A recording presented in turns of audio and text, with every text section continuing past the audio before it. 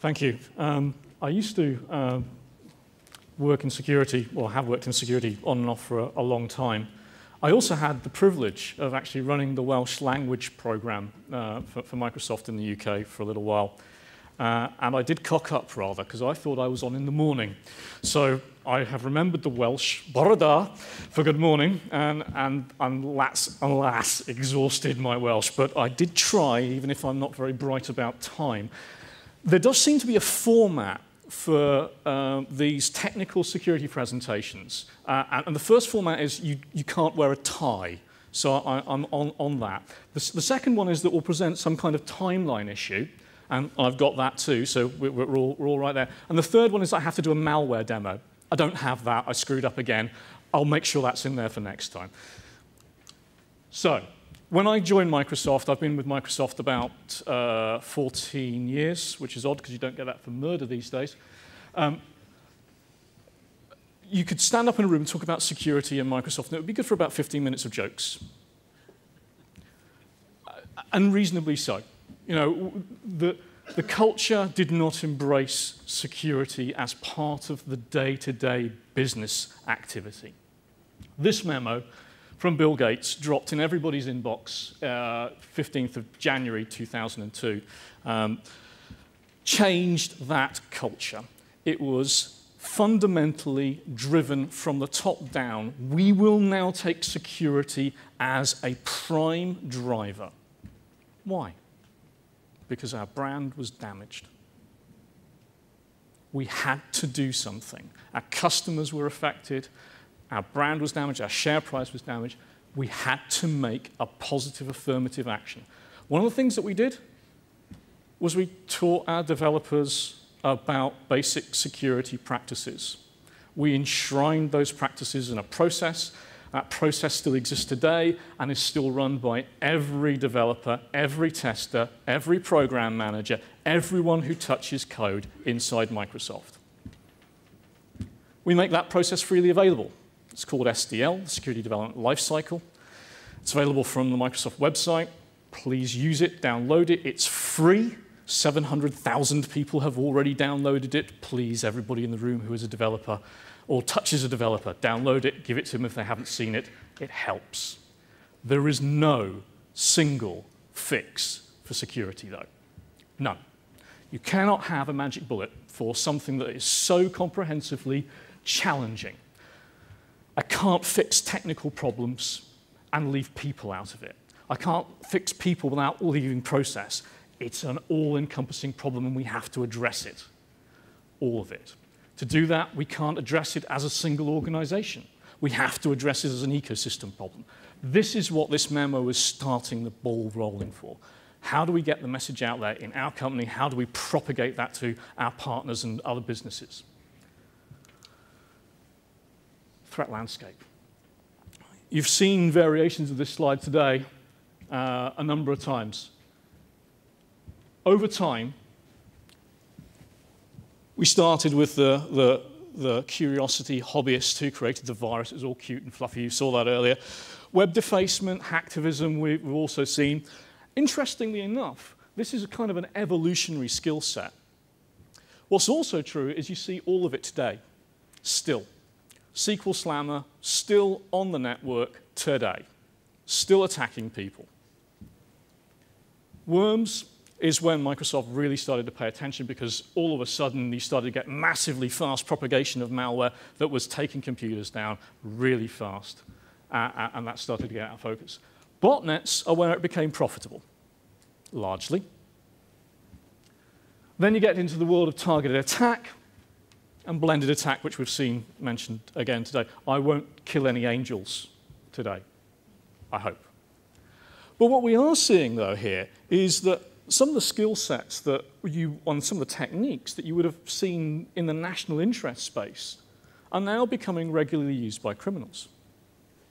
They would have been, you know, special interest, national capabilities at one stage in time, and now they're in the hands of criminals. Any criminal, as James so excellently demonstrated earlier in the day, because they have kits to make them easy. My grandmother can write some malware out there. Well, My grandmother couldn't because she's dead. But technically, anybody could, because it's that simple. There's a wizard out there to do it for you.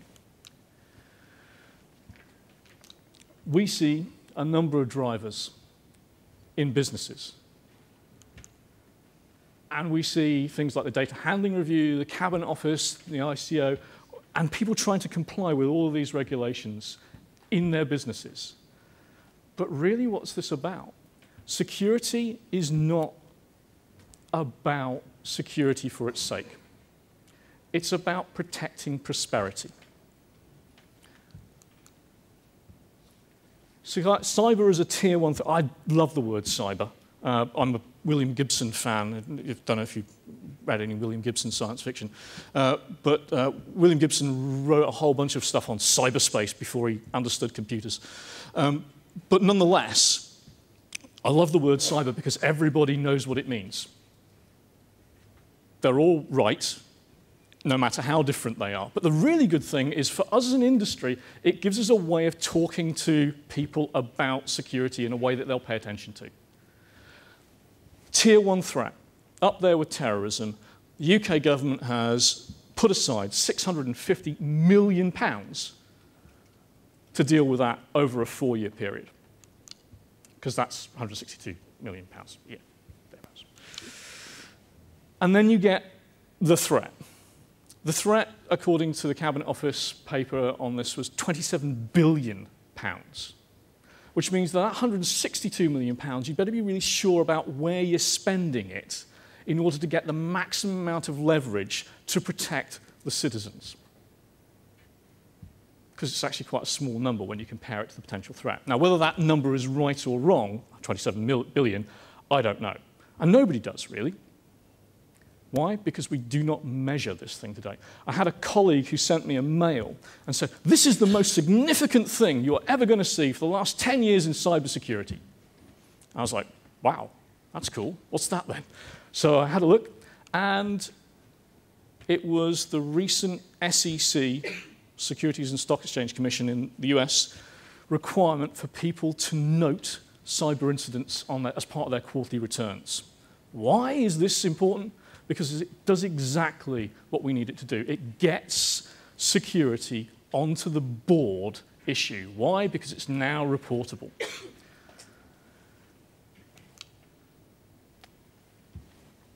There's an economics to cybercrime. And there's a challenge for everybody in this room. Just a quick straw poll. I don't have a number for you to punch, but who in here is a security professional? Yeah. Who takes security seriously? Who doesn't think security is important at all?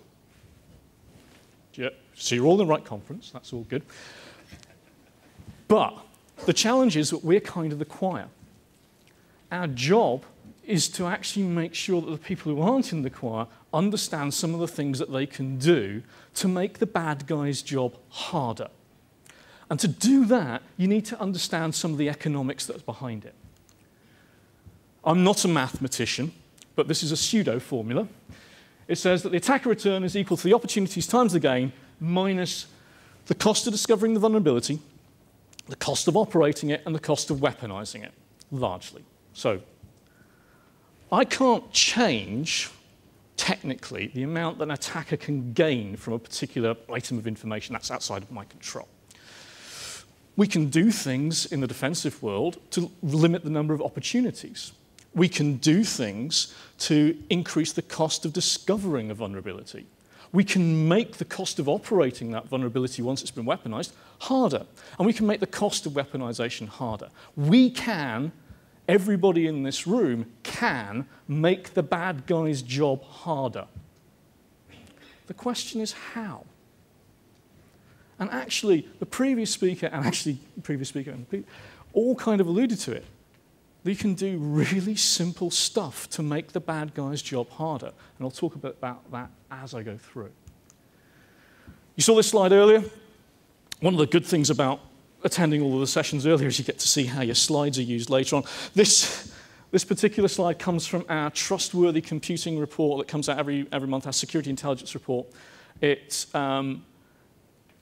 takes sensor data from about 650 million computers, 200 million Hotmail users or more, and uses our search engine Bing to actually also gather additional sensor data. Just in case it's any clarification is required, high is not good, or low numbers on this good. So United States is #1 in terms of security issues that we've seen on computers. UK #4. Not good. Not good. How's that fair? If I look at some of the best countries, these numbers, by the way, are places. Every time we do a Windows update, you download a piece of software called the malicious software removal tool. And it executes on your computer, and it removes common pieces of malware. You authorize it, you sanction it. It also reports back information about when we find that stuff. This is for every 1,000 computers in the country in question, the number of pieces of malware that we remove, the number of pieces of really prevalent malware that's on those computers. And you'll see that the UK is about double some of the world leader in this space, about double. What's also interesting is, we're still below the worldwide average, which is good, but we have some way to go here. What's also interesting to understand, in the UK specifically, there seems to be a massive amount of adware here. I don't know why. UK, France, and I want to say America, have very large proportions of adware, rather than, Trojans. But it's a very interesting set of data. But nonetheless, the UK is not doing particularly well today. Also, if you look, number of phishing sites that we host, out of every host, 1,000 hosts, 1.46 going down to 1 and 0.85. So that's really good because we're reducing that number over time. That's really encouraging. Malware hosting sites going up. That's less good. And percentage of sites hosting drive-bys, quite a big jump in Q1, going up from 0.049, really quite low, to 0.7% of sites, 0.5, a bit of a drop again in Q2. Looking at some of the better countries in the world, and there are no, again, absolutes. There is a kind of a rhythm to this. But Austria was one of the best countries that we saw. What do they do differently? Well, they have a comparatively small market. So you might say that, there's only 5.5 million of them, and there's a country next door to them that speaks German as well. So maybe there's bigger fish in the sea next door. But actually, these are normalized numbers. So that doesn't quite work. What is interesting is that they drive really close ties with the CERT and the ISP community there, very close ties. Many of the employees in the local ISPs moved into the CERT and vice versa, and that seems to build very strong bonds. There are strong ISP cyber policies. Residential customers are disconnected if they're found to be propagating malware or if they're producing spam, and a really low piracy rate. One of the things that we found is that we do investigations of CDs that come to us from countries with different laws on IP protection from around the world. And we do some investigation. And what we find is that actually many of these pirated copies have extra added value already built in. There is no need for you to go to a website and get owned with this software. It comes with that feature already built in. It has keyloggers built into it. It has stuff to steal your passwords. It has stuff to make sure you're not able to use your security updates or get antivirus software. It's already built in. It's a feature you do not have to engage as a customer. So low piracy is a big factor in this. Finland. The thing I love about Finland is that there's a cultural change here. It's bad to be breached, but it's okay to say it. It's encouraged that you do stuff to protect your network. Admins are actually empowered to go out and make changes that defend their customer base, as opposed to going through 17 months of paperwork and testing before they deploy a patch. Who here believes that their organization has an adequate security update process today? Hands up. Wow. Nobody. Okay. Something we can be doing better. The other thing I love about Finland is they have a national security day. Who knows what happens on Monday? Anybody knows what happens on Monday?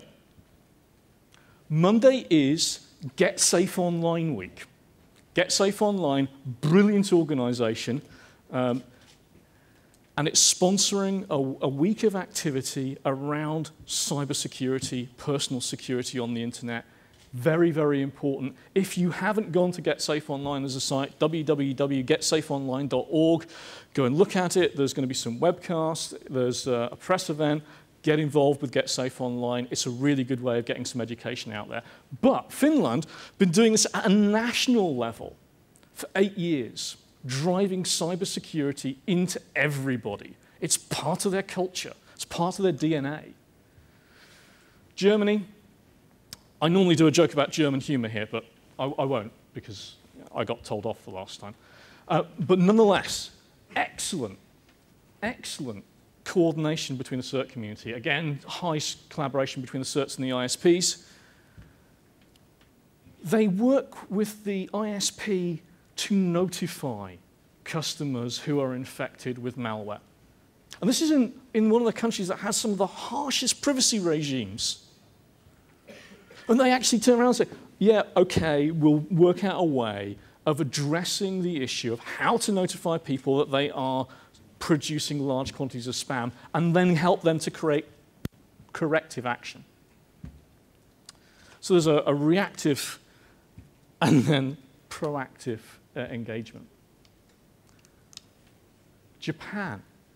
They have a culture where hygiene is very important to them as a people. And they've taken that and they've turned it to their advantage in the world of cyber, the Cyber Clean Center. Brilliant, brilliant marketing. And METI provide a consultation service since 1990 on how to be better at cybersecurity. They even provide a website that tells you how to build websites safely. And by the way, combating SQL injection techniques is not hard.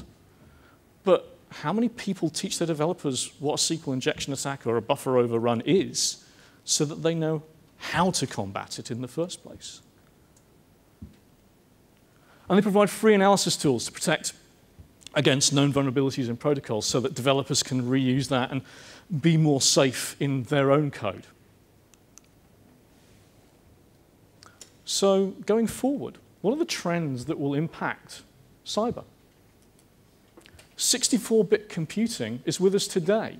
It's a disruptive technology to the attacker. They have to write malware differently and have less attack vectors open to them today in a 64-bit world. It costs you no different, typically, to run a 64-bit OS than it does a 32-bit OS. I run some really funky software at home, probably weirder than almost any corporate I've ever seen, because I'm a geek. You can tell because I don't wear a tie. I haven't had a single app fail in the 64-bit world yet. Interesting. But architectures of safety are going to become more and more prevalent. Robust mitigation, smart devices everywhere. Who here has a television? Yeah, okay, yeah, good. I looked at my television when it arrived a couple of years ago and found an RJ45 slot in the back of it. That's good. I can network my television. Brilliant. When was the last time my television had a security update? Okay. It's kind of an interesting world we live in. We think of embedded devices and we think that they are immune to this stuff. They're not. They're on the network. If they're on the network, you need to think about what the threat surface is. If you haven't thought about that threat surface as a professional, think about it as a person. Would you do your banking on a television? Well, today the UI isn't great, right? But tomorrow it will be. Tomorrow it will be, you know, a better UI. So you'll want to see that kind of security built in there. I'm going to talk about some of the other things as I go through. And in particular, 64-bit I already covered. I'm a bit of a geek, so I'll kind of skip over this. But there's a whole bunch of stuff inside 64-bit that makes a bad guy's job harder. Actually, writing the shell code is even harder, or it's certainly different. Architectures of safety, compartmentalize, built into the operating system, compartmentalize structures so that one structure cannot easily compromise another. There's a history here. Build it in and use it. Application providers, application builders, SMEs can leverage this stuff. How many do? Again, this makes the job harder for the bad guy. It doesn't make it impossible, it makes it harder. It means that they get less money out of an individual attack. Robust mitigations. Okay, SEHOP/GS, safe unlinking, DEP, data execution prevention. These are geek things. All of these things are free. Free. That means they cost you no money. They're in the operating system and in many other operating systems, not ours. Similar technologies are used in Apple and Linux and all of those things. Free. 25% of applications use these mitigations in applications that are developed in the UK. 25% bother to use free. Costs them nothing, cost no development cycles. These are compiler flags. Switch them on, you run them, you're good. 75% don't. Oops. Smart devices everywhere. We talked about this in the concept of consumerization earlier on. It's coming. These devices are going to be prevalent. They're going to be in every business. But they are becoming richer targets as a result. You will start to see malware propagate on them, as we have seen on certain platforms recently. They're becoming more connected. My fridge is not an attack surface today. Tomorrow it may be. And I'm not saying that to frighten people. I'm saying that there are things you can do to protect your online fridge. Authenticated devices, credentials, location. Is the operating system itself able to provide some protections for that environment? Do they update? Okay, we covered this slightly earlier on with James's presentation, but ultimately, is there an update mechanism for the device that you use in your pocket? And if there isn't, why not? And if there is and you're not using it, you do your banking on that device, you use it to pay for movies, you put your personal information there, and you don't protect it the same as you would your PC. Did the value of the information get less when you moved it there? Did the risk get less? Huh, interesting. Are they ready for attacks? Do they have similar mitigations that Mac users and PC users enjoy today? Question. Different answers for different types of smart devices. Cloud computing will change the picture. Cyber criminals are already making use of cloud computing technologies. Businesses will make use of cloud computing technologies more and more to drive down cost and manage risk. Why? Because good cloud computing providers will make sure that security updates are done automatically to the services they host because they want to manage their risk as an operational business. But that still leaves that pesky endpoint. You still have to worry about the desktop machine that's accessing the cloud service in the first place. Some of that responsibility you can shift over to the cloud provider in the sense that they will contractually commit to do updates in a certain time frame. But that still doesn't affect your desktop environment. How are you going to make sure that desktop environment is updated and minimizing your operational risk. Cyberlaw. We all know that there's an alternate conference on in London today, and I'm actually quite pleased to be here in Wales.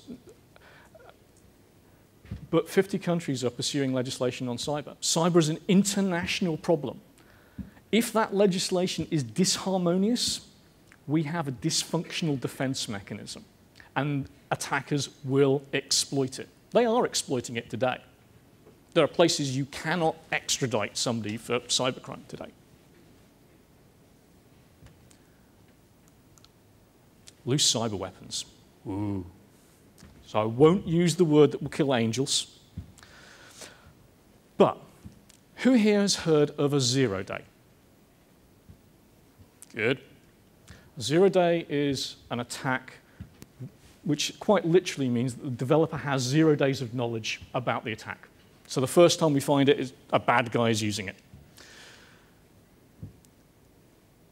0 days and very sophisticated attacks make up, according to our latest security intelligence report, which you can download from our website, microsoft.com/SIR, less than 2% of the attacks that we see today. Less than 2%, which means that the rest you can protect with security updates. By the way, that's not just against our software, that's everyone's. Everyone that runs on our platform. 99%. But interestingly enough, loose cyber weapons are a problem. Why, you say? Because we're not likely to be attacked by a nation state, are we? Well, no, but let's have a look at this stuff.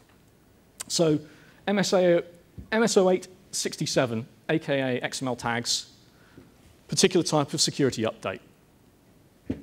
What does that mean? Well, when the bad guy sees my security update that is going to protect all of your computers that you update in a timely and secure fashion, he's going to reverse engineer it. He's going to take that reverse engineer object and then turn around and say, I now know how to weaponize this. I now know what's vulnerable. Having done that work, he'll turn that into an attack. What does that mean? It means that when a cyber weapon is used and companies defend against it, it means that if you don't use that security update, a criminal will download it in a crime kit, or it'll be available on a toolkit that your grandmother can use to create a weapon that will attack your services. These are simple things to do, really simple. So how do we improve? Stay up to date, not just on my software, on everybody's software. Move to 64-bit and stay patched. Drive genuine public-private partnerships with positive measurable outcomes between industry and government, because no one of us has the magic answer to solving this problem. We have to work together to do this. Actively monitor and communicate and act on the threats. Actually act on them. Take some positive measures, be they legislative, criminal behaviors, whatever it might be. Get cultural change into your organization. Start it from the top, drive it down. The only way you will affect cultural change in your organization, the only way security will be driven into a culture of an organization is if the chief execs start driving it down. Lead by example.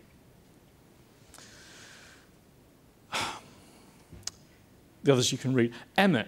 Who here knows what Emmet is? Emmet? No? Who here's a geek? Okay, right. Okay. So Emmet is the Enhanced Mitigation Experience Toolkit. Snappy name. Again, free of charge. Remember those words I mentioned earlier? DEP, ASLR, SEHOP. All of those things that you can turn on at compiler time and make your code a bit safer. We've provided a tool that enables you to do that post-compile. Free of charge. Use it if you need it. Look at it. Understand it. And if I haven't made it perfectly clear yet, the one way you can make the bad guy's job actually harder and cost him money is do security updates to your services. Thank you very much.